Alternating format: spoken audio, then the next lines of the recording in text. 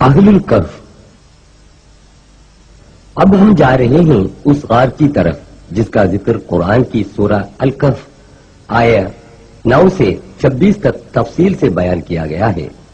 ٹراجن 98 سے 117 عیسوی تک سلطنت روم کا عیسائی بادشاہ تھا۔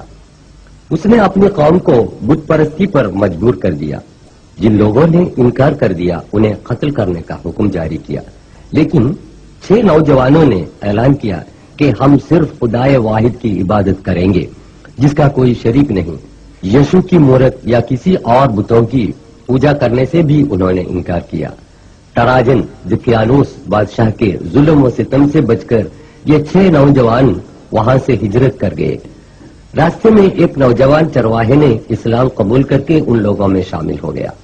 چرواہے کے کتے کو ساتھ لے کر 7 نوجوان جوردان کے پائے تخت عمان کے قریبی علاقے رقیم کے ایک پہاڑ کے دامن میں ایک کوہ میں پناہ لی اور انہوں نے خدا سے دعا کی، اے پروردگار، تیری رحمت ہم پر عطا فرما اور ہماری بگڑی بات کو بنا کر ہماری مشکلیں آسان فرما۔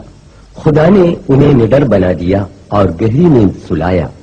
300 سال کی مسلسل نیند سے یہ نوجوان بیدار ہو گئے تو انہیں ایسا محسوس ہوا کہ ہم چند گھنٹوں کے لیے سو گئے تھے۔ اس غلط فہمی نے ان میں سے ایک کو کھانا لانے کے لیے بازار میں بھیج دیا۔ وہاں صدیوں پہلے کا سکہ دیکھ کر نوجوان پر شک پیدا ہوا اور اسے والی کے سامنے پیش کیا گیا۔ والی نے سمجھ لیا کہ یہ 7 نوجوان 300 سال پہلے خدائے واحد پر ایمان لا کر اس غار میں پناہ گزین تھے اور اب خدا کے حکم سے بیدار ہو گئے ہیں۔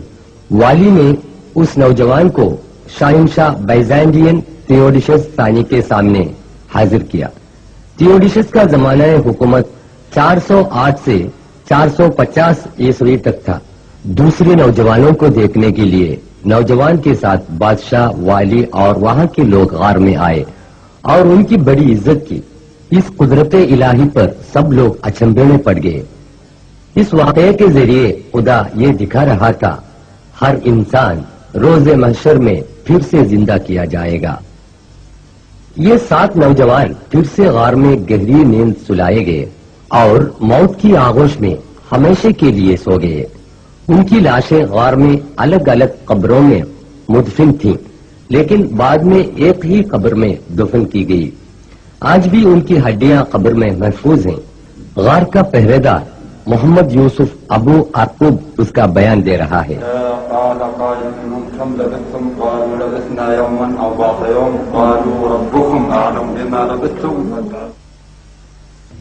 یہ غار کی وہ سوراخ ہے جس کے ذریعے ہوا اور روشنی اندر آتی ہے۔ وَنُقَلِّبُهُمْ ذَاتَ الْيَمِينِ وَذَاتَ الشِّمَالِ وَكَلْبُهُمْ یہ ان کے کتے کے کھوپڑے اور گھاڑی کی ہڈیاں ہیں۔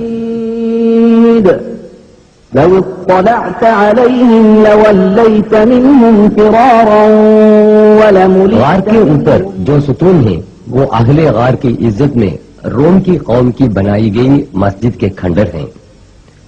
بازو میں نظر آنے والے یہ پتھر خلیفہ بنی امیہ عبد الملک کی بنائی گئی یادگار کے آثار ہیں۔ مشہور محقق رفیق وفا الدیجانی کی رہنمائی میں سب سے آخر میں 1963 عیسوی میں غار کی منہ سے مٹی ہٹا دی گئی۔